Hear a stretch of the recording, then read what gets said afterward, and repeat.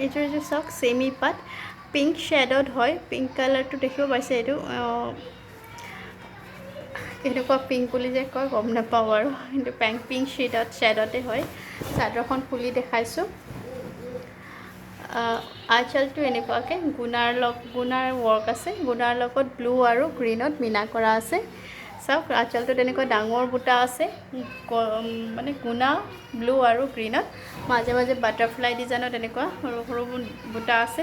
মাজে মাজে ডাঙৰ বুটা এলাইন এইকেইটা চাইড পাৰ এইকেইটা কালাৰটো খুব মৰম লগা কালাৰ